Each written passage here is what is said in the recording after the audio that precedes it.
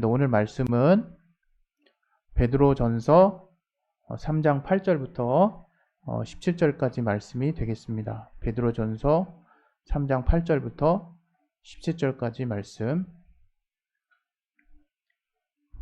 예, 우리 같이 화면 스크롤 화면 띄울 텐데 여러분 같이 한번 읽으시기 바랍니다.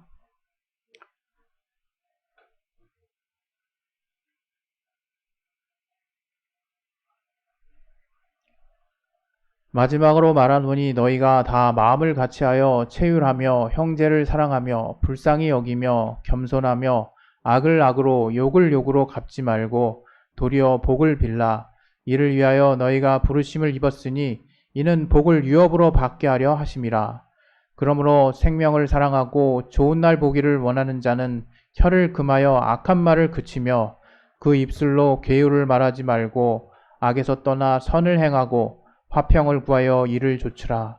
주의 눈은 의인을 향하시고 그의 귀는 저의 간구에 기울이시되 주의 낯은 악행하는 자들을 향하시느니라 하였느니라. 또 너희가 열심으로 선을 행하면 누가 너희를 해하리요. 그러나 의를 위하여 고난을 받으면 복 있는 자니 저희의 두려움을 두려워 말며 소동치 말고 너희 마음에 그리스도를 주로 삼아 거룩하게 하고 너희 속에 있는 소망에 관한 이유를 묻는 자에게는 대답할 것을 항상 예비하되 온유와 두려움으로 하고 선한 양심을 가지라. 이는 그리스도 안에 있는 너희의 선행을 욕하는 자들로 그 비방하는 일에 부끄러움을 당하게 하려 함이라. 선을 행함으로 고난받는 것이 하나님의 뜻일진데 악을 행함으로 고난받는 것보다 나으니라. 예, 아멘. 예, 우리 이 시간에 기도하겠습니다. 오늘 또 말씀을 통해서 또 하나님이 또 우리에게 또 필요한 은혜를 달라고 깨닫게 달라고 마음을 열어주시고 들을 길을 허락해 달라고 특별히 좀 저를 위해서 기도해 주세요. 제가 지금 마음이 지금 많이 요동하고 있는데 좀 평안할 수 있도록 좀 기도 부탁드립니다. 하나님 아버지, 우리 마음을 붙들어 주시고 역사하여 주시옵소서. 성령으로 우리를 붙들어 주시고 주님 안에서 믿음을 쓸 수 있도록 아버지 도와주시옵소서. 아버지 성령으로 붙들어 주시고 우리 마음 가운데 하나님이 함께 하시는 선한 역사를 볼 수 있도록 아버지 도와주시옵소서. 아버지 역사하여 주시옵소서. 예수 이름으로 기도했습니다. 아멘.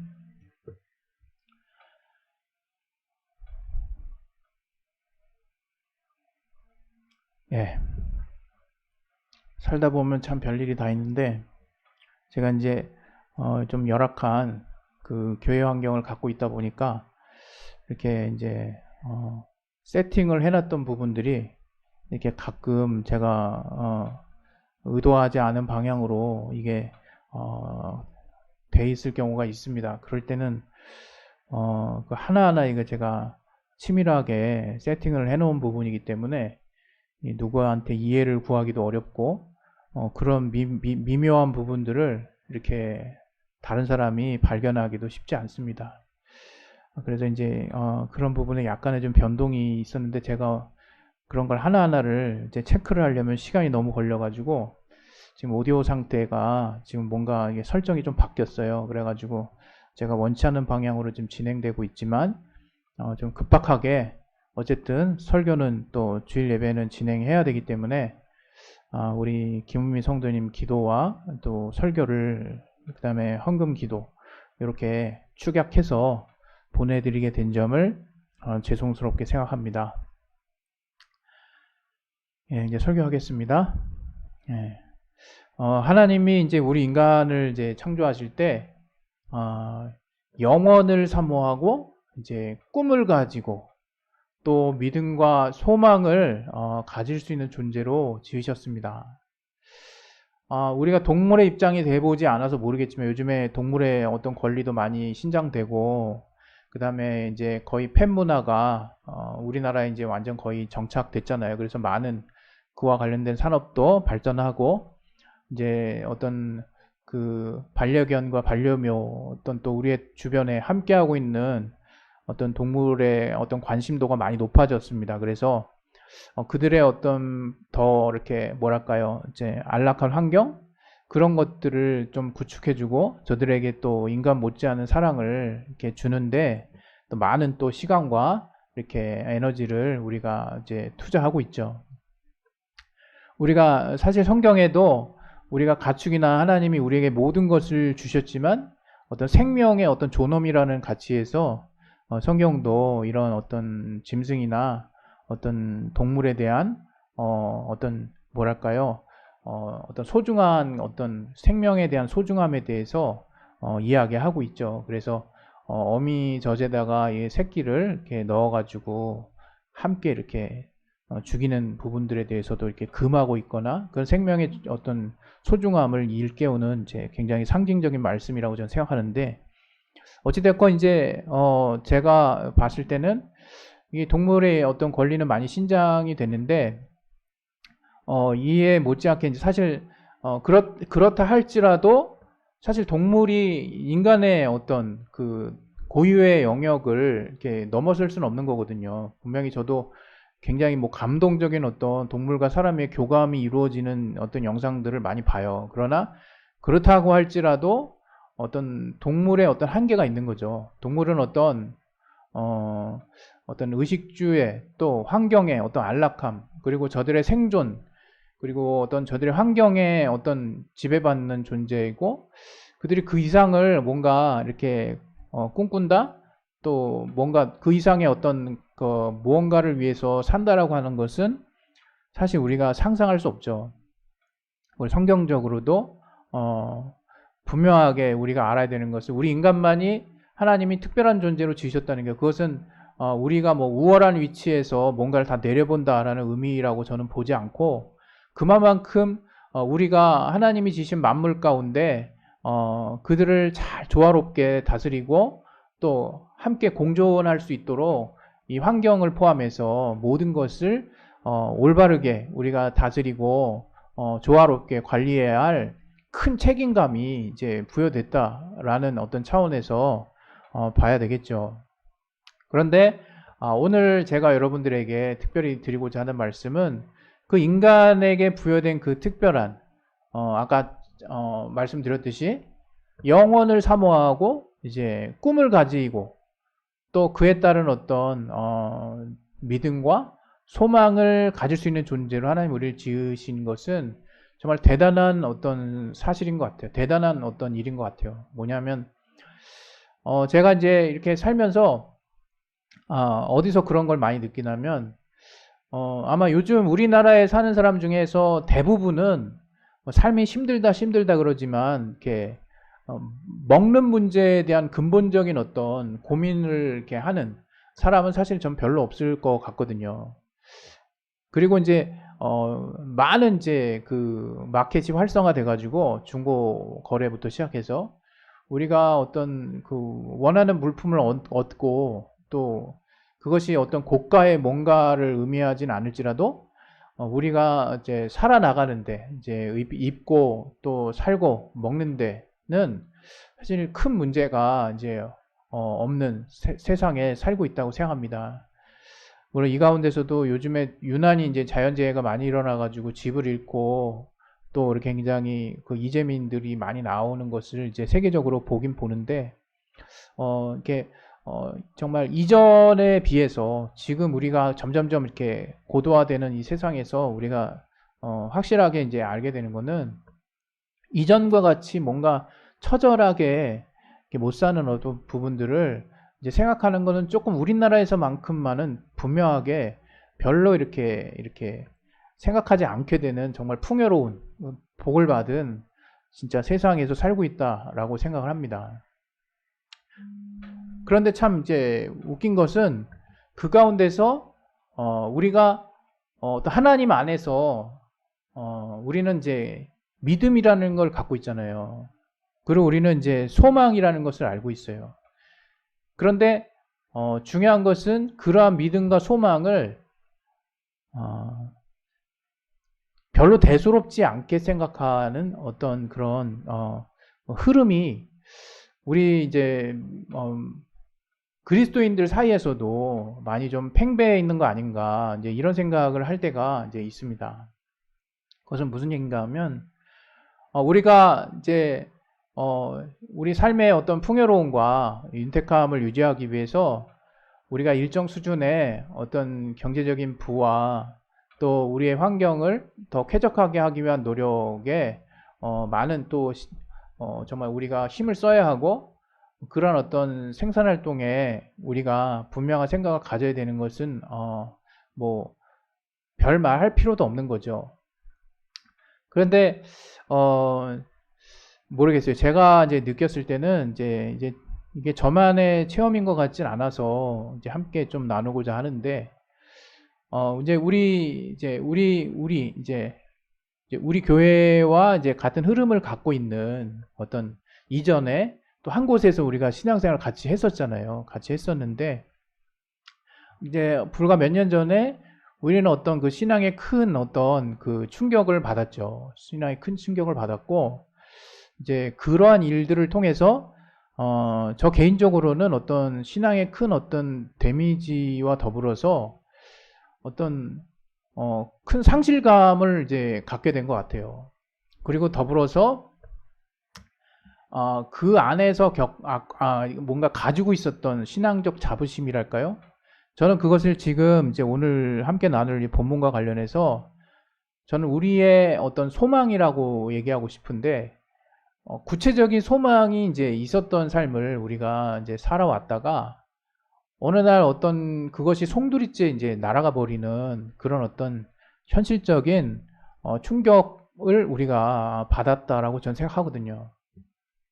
물론 더 구체적으로 얘기하고 싶진 않지만, 그러한 일들 때문인지 참 저 스스로도 최근에 제가 이제 우연치 않게 이제 저 스스로가 내가 왜 이렇게 자꾸 이렇게 뭔가 이렇게 기운이 없고 뭔가 이게 좀 자꾸 이렇게 뭐랄까요? 그 다운된다 그러나요?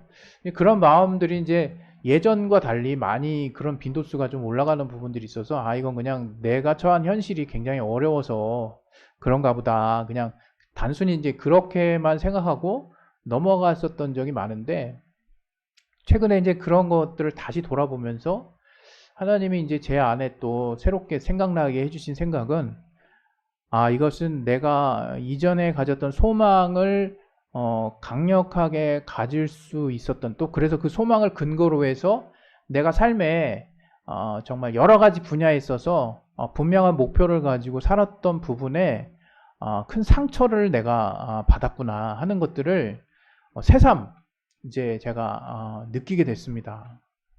그래서 그러면 지금의 나의 어떤 신앙의 어떤 방향은 그러면 다시 어떤 이전에 분명한 목표가 있었던 때로 돌아가야 할 것이냐 했을 때, 그 목표의 어떤 내용에 대해서 또 그 소망의 어떤 구체적인 본질에 대해서 이제는 저 스스로가 이제 지지할 수 없는 상태가 됐기 때문에 이전으로 돌아갈 수는 없겠죠.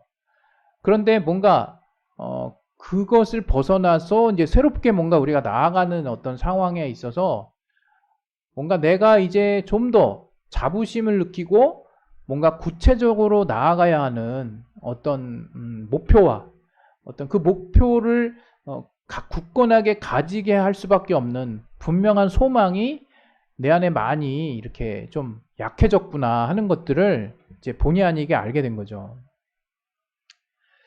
사실 세상은 말할 것도 없고, 저는 잠깐 이제 세상에 이제 시선을 돌려서 이야기를 좀 해보자면, 이제 제 본문에도 이제 올려놨는데, 그 주보에도 제가 이제 우연찮게 이제 한국 갤럽의 기독교와 관련한 설문조사를 이제 찾아보게 됐어요. 찾아보게 됐는데, 이게 2021년 통계인데요, 올해. 이제 종교에 이제 관심 없는 무신론자의 비율이 사실은 1980년대부터 한 54% 정도 되더라고요. 그러니까 반 정도 됐었죠. 근데 이제 2021년 기준으로 봤을 때는 지금은 이제 60%대까지 올라갔거든요. 그러니까 이제 우리나라 인구의 이제 절반을 넘어서 이제 10명 중에 6명은 이게 종교에 관심이 없는 게, 그러니까 무신론자인 거예요. 무신론자인데 또 특기할 만한 사항이 뭐냐면, 이 중에 특별히 이제 20대, 그러니까 19살부터 29살까지인데 20대에 해당하는 사람들이 종교가 없는 거죠. 이제 무신론, 이제 종교에 관심 없는 사람이 이제 78%나 되더라고. 78%. 80%에 육박하는 거죠. 10명 중 8명은 이제 젊은 청년들은 종교에 관심조차 없는 거예요. 그러니까 이제 종교가 없는 거예요. 그리고 이제 조금 더 이야기를 하면, 그러면 종교를 갖지 않은 이유가 뭐냐라고 했을 때, 거기에 이제 항목 중에 이제 그냥 관심 없다 하는 항목이 이제 있는 거죠. 근데 관심 없음이라는 항목이 이제 56%나 되더라고요. 56%.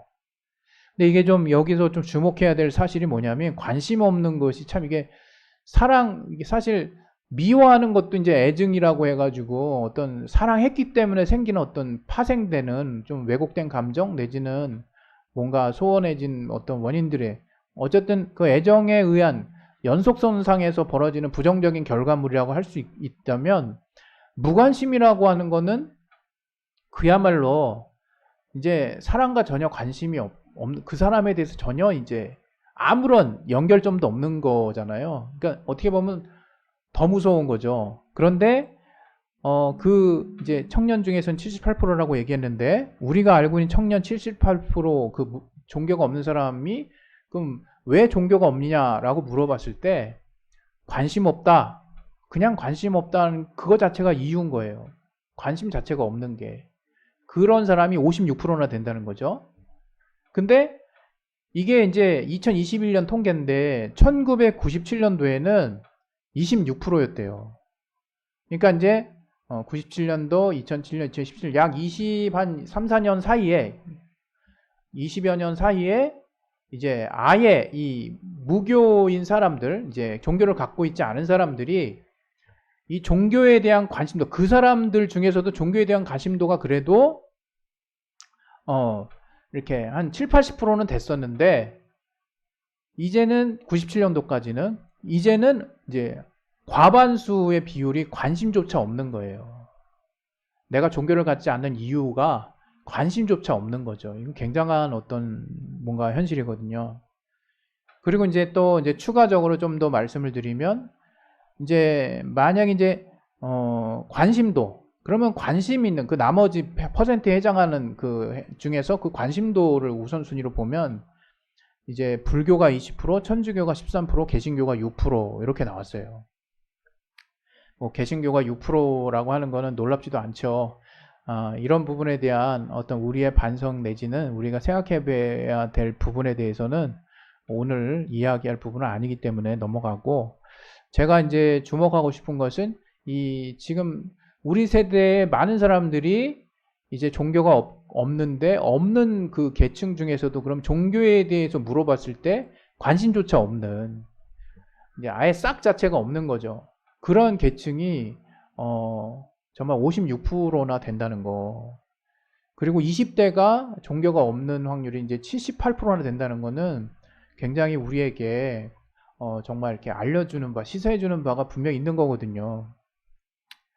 저는 이것을, 이 통계가 뭐 전부는 아니겠지만 이 통계를 비춰서 이렇게 추론해 봤을 때, 이 세대에 사실 많은 사람들이 이제 현실적인 삶의 목표를 가지고 현실적인 어떤 삶의 소망을 가지고 산다라고 볼 수는 있겠지만, 물론 목표 없이 사는 사람도 있지만, 뭔가 건강하게 살려고 하는 사람 중에 현실적인 어떤 의식주와 또는 어떤 경제적인 또 환경적인 어떤 또 이 땅에서의 어떤 목표를 가지고 사는 사람은 정말 여전히 많이 있을지 몰라도, 이제 어떤 뭐랄까요, 정신적인 부분이나 또는 영적인 어떤 소망, 특히 기독교와 관련해서 어떤 그 영원함에 대한 어떤 소망을 가지고, 그 소망이 뭐랄까, 소망이 이렇게 중심이 돼서 정말 내 안에 구체적인 목표를 가지고 사는 사람은 정말 굉장히 이제 적어졌구나 하는 것을 이게 우리에게 말해주는 거겠죠. 저는 이제 그런 생각이 들었어요. 정말 이게 갈수록 정말 우리가 쉽지 않은 세상에 산다라는 것이 어떤 의미에서 저는 이제 느껴지냐면, 사실 절망이라는 뜻이 있죠. 절망. 절망이 뭡니까? 그냥 한자 그대로 이제 그냥 설명하면 이제 바라는 것이 끊어졌다는 얘기거든요. 바라는 것이 끊어졌다. 그게 절망이죠. 물론 이 땅에 살면서도 우리가 많은 목표를 이루려고 뭐 이렇게 몸부림치다가 소망을 갖고 있는 것들이 끊어지기도 하고 그럴 수 있어요. 그러나 그런 현실적인 목표를 향해서는 다시금 뭔가 그것을 세우고 또 진행하려고 하는 어떤 의지를 우리는 정말 독려하고 사회는 그런 어떤 사회로 나아가기 위해서 계속 노력합니다. 그러나 이 영적인 부분에 있어서만큼은 사실 지금 무관심의 세대에 살고 있을 뿐만 아니라 정말 이 시대의 어떤 청년들은 그야말로 이 영적인 소망과 관련해서는 절망의 세대에 살고 있구나. 정말 바라는 것이 없는, 바라는 것이 완전 끊어진 세대에 살고 있구나. 이제 이런 생각이 드는 거죠. 오늘 제가 이 설교를 이제 들고 나온 거 제목이 뭐냐면 우리가 소망을 가지는 이유예요. 우리가 소망을 가지는 이유. 여러분 그리스도인들조차도 이 현실적인 목표는 분명 가지고 있고 현실적인 어떤 삶의 소망은 또 가지고 있어요. 그러나 우리는 그거보다 더 본질적으로 정말 그리스도인으로서 우리가 믿는 자로서 또 하나님을 사랑하고 하나님을 또 섬기는 자로서 하나님이 우리에게 주신 그 소망을 우리가 굳건히 이제 붙잡을 수 있어야 된다고 생각하는데 그런 소망과 관련해서 그런 소망을 구체화시키는 삶의 목표를 잘 보기 어렵다는 거죠. 근데 오늘 같이 읽은 본문을 통해서 저는 저와 또 우리 함께 또 예배드리는 우리 동역자분들이 바로 이 주님께서 우리에게 바라시는 또 우리가 오늘 본문에 나온 내용 중에 뭐라고 있습니까? 15절에 너희 속에 있는 소망에 관한 이유를 묻는 자에게 대답할 것을 항상 예비하다.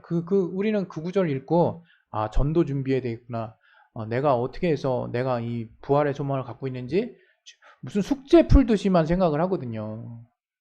근데 한번 생각을 해보세요. 우리가 소망을 품는 것이 그게 숙제입니까? 어떤 그런 건 아니죠. 우리가 소망한다는 건요. 우리는 굉장히 희망적인 거기에는 긍정적인 요소들이 가득 담겨 있는 거죠. 우리가 뭔가를 소망한다는 것은. 소망의 반대가 절망이잖아요. 절망은 바라는 것이 없다는 것. 그건 굉장히 부정적인 용어죠.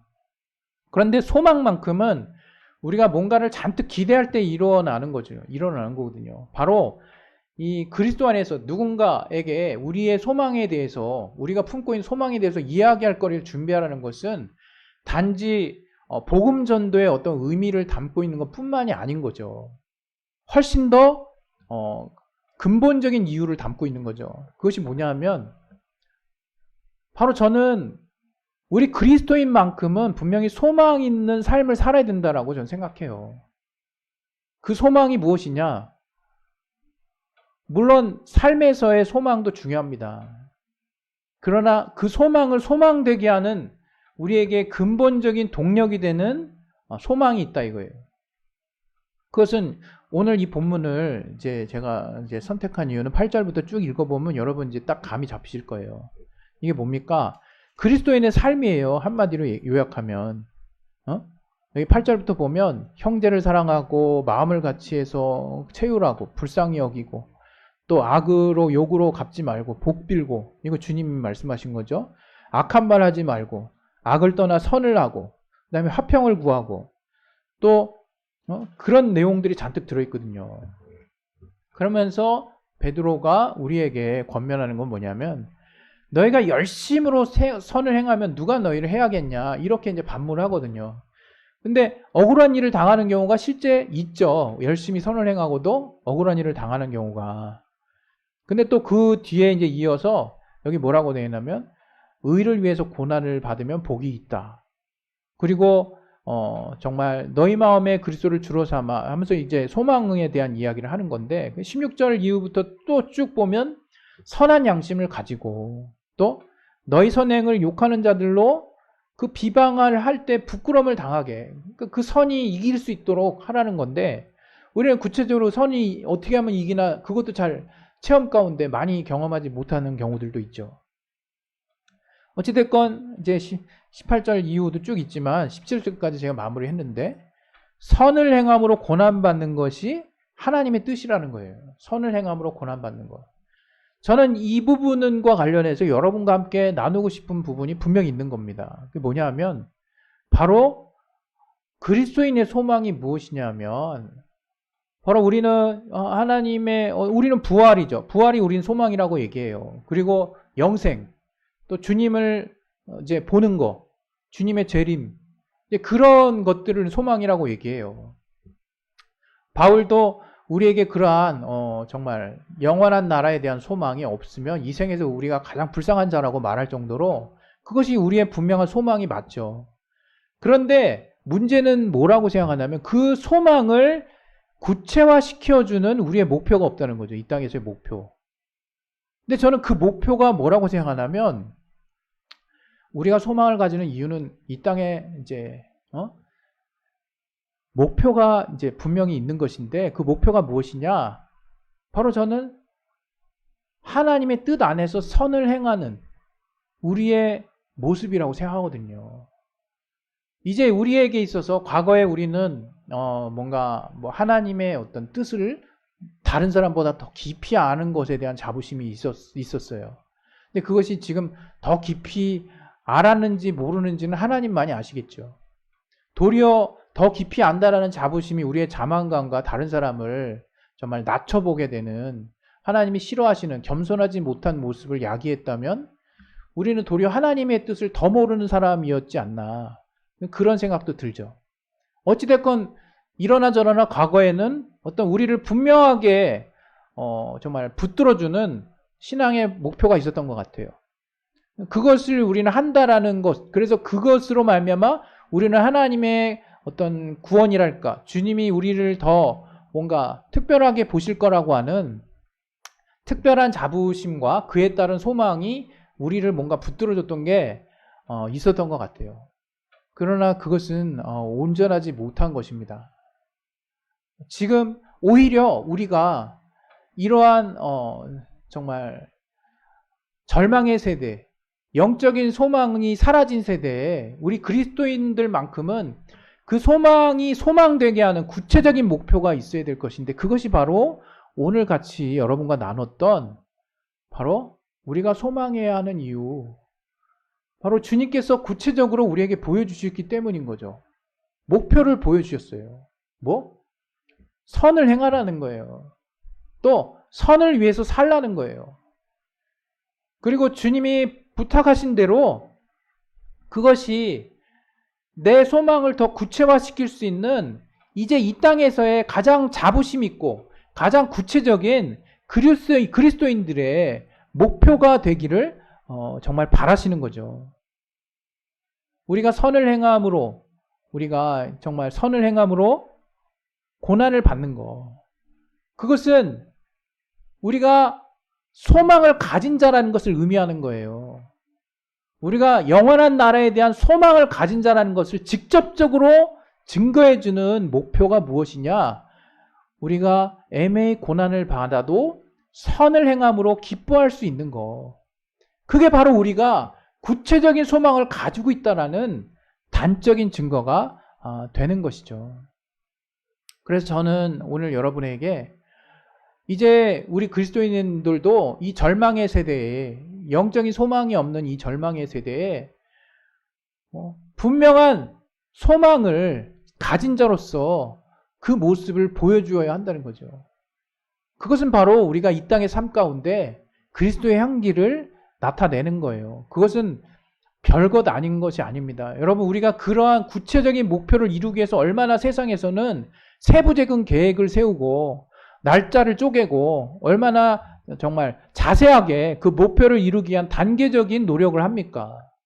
그런데 우리가 이 땅에서 주님의 말씀에 따른 어떤 선을 정말 우리의 삶의 모든 영역에 이루기 위해서 우리가 얼마만큼 노력하고 얼마만큼 세부적으로 고민하고 얼마만큼 그것에 대한 자부심을 갖고 얼마만큼 그것들이 다른 사람들에게 비춰짐으로 인해서 그리스도의 향기가 나타나고, 아, 저들은 과연 그리스도의 소망이 있는 자들이구나 라는 것을 정말 볼 수 있을 정도로 우리가 그런 강력한 주님이 우리에게 주신 소망을 이루는 목표를 가지고 있느냐 이거예요. 저는 삶에서 우리가 하나님의 의를 이루기 위해, 하나님이 우리에게 이미 알게 해주신 그 선을 이루기 위해서 우리가 구체적으로 정말 이 땅에 각각의 삶에 놓여진 정말 과제들을 풀어나가야 된다고 생각합니다. 마지막으로 여러분들에게 드리고 싶은 말씀은, 얼마 전에 이제 올림픽 이제 거의 이제 끝나가고 있는데, 이렇게 등산하는 그런 종목이 있더라고요. 그 클라잉 무슨 종목인데, 우리 한국 선수 처음 봤죠. 올림픽 정식 종목도 처음 요번에 선택돼서. 근데 체구는 되게 작은데, 정말 이렇게, 물론 결선에서 이렇게 정말 이렇게 아쉽게 이렇게 정말 기회들을 놓쳤지만, 예선만큼은 정말 탁월하게 잘하더라고요. 근데 이제 그 선수가 얼굴의 변화가 별로 없어요. 근데 이제 제가 그 선수를 이렇게 이제 얼마 되지 않는 짧은 경험이었는데, 이게 갑자기 확 제 마음에 와닿는 것은, 뭔가 그 과제를 풀면서 굉장히 신중하고 진지하고 뭔가 열심히, 그리고 다양한 방법으로 시도하는 그 선수들의 모습들을 통해서 그냥 인생 같다라는 생각이 들더라고요. 정말 우리 인생에 얼마나 이렇게 고난이 많습니까? 여러 가지 어려움들이 있죠. 그것을 풀어나가는데 마치 이 클라임의 다양한 과제라고 그러더라고요. 그걸 문제를 푼다 뭐 이렇게 표현을 한다 그러더라고요. 정말 문제를 푸는 것과 같더라고요. 근데 여러분, 우리가 이제 분명히 알아야 될 것은 뭐냐면, 우리는 세상의 목표만을 풀기 위해서 존재하는 자들이 아닌 거예요. 어찌 보면 우리가 어떤 의식주의 문제가 완전하게 해결되지 못했다 할지라도 우리가 궁극적으로 기뻐할 수 있는 이유, 그것은 우리에게 정말 믿지 않는 자들이 갖고 있지 않은 분명한 그리스도 안에서의 소망이 있기 때문인 거거든요. 그것은 분명 부활과 영생에 대한 소망이겠죠. 그러나 그 소망을 우리가 얼마만큼 분명하게 굳건하게 붙잡고 있느냐가 이 땅 가운데 나타나는 모습이, 내가 얼마나 구체적인 목표를 가지고 그 소망을 이루려고 하느냐 하는 것들을 통해서 나타날 수 있는 거거든요. 그것은 우리의 삶에 우리가 하나님의 말씀대로 살려고 하는 부분에 마치 과제를 풀어나가듯이 정말 진지하고 정말 무게감 있는 고민을 통해서 이 땅에 선을 이루려고 하는 부분에 여러분이 좀 더 많은 시간을, 그리고 좀 더 의미 있는 시간을, 그리고 좀 더 무게감 있는 여러분의 열정과 노력을 정말 투자하셨으면 하는 것이 제가 갖고 있는 생각입니다. 우리 시간에 이제 기도하도록 하겠습니다. 기도하실 때 다소 정말 오늘 많은 일들이 있었기 때문에 두서가 없는 부분도 좀 있었지만, 어쨌든 제가 말하려고 하는 요지는, 우리가 소망을 가지는 이유는 주님 때문이죠. 그런데 그 주님 때문이라면 우리가 이 땅의 삶 가운데 다른 것에 대한 소망을 가졌을 때 얼마나 우리가 구체적인 목표를 세웁니까? 그런 것과 마찬가지로 우리가 이 땅의 삶에서 우리가 주님으로 말미암아 소망을 가진 자라면 구체적인 목표를 가져야 될 텐데, 그 목표가 바로 오늘 같이 읽은 선을 행하는 일인 거예요. 그거 정말 만만치 않습니다. 그거 별 볼일 없는 거 아니에요. 오늘 본문에서 분명히 주님이 말했어요. 선을 행함으로 고난받는 것이 하나님의 뜻일진데, 이렇게 말했고요. 그리고 여기도 이제 계속 18절, 17절 이제 자, 16절에도 선한 양심을 가지라. 이는 그리스도 안에 있는 너의 선행을 욕하는 자들로 그 비방하는 일에 부끄러움을 당하게 하려 합니다. 여러분, 최소한 우리가 선을 행했다면 그 선을 통해서 저들이 부끄러워할 만큼의 우리가 내공은 있어야 되지 않겠습니까? 그것이 이 땅에서의 그리스도인이 가지는 분명한 목표가 돼야 되는 거죠.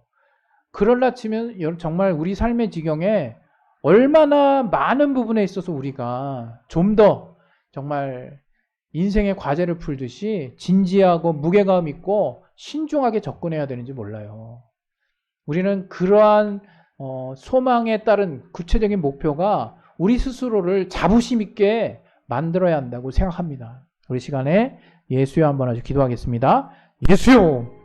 하나님 아버지, 우리 삶 가운데 하나님이 주시는 기쁨이 있게 도와주시옵소서. 하나님이 우리 삶 가운데 허락하시는 귀한 은혜가 우리를 주장할 수 있도록 도와주시옵소서. 성령으로 충만하게 주시옵소서.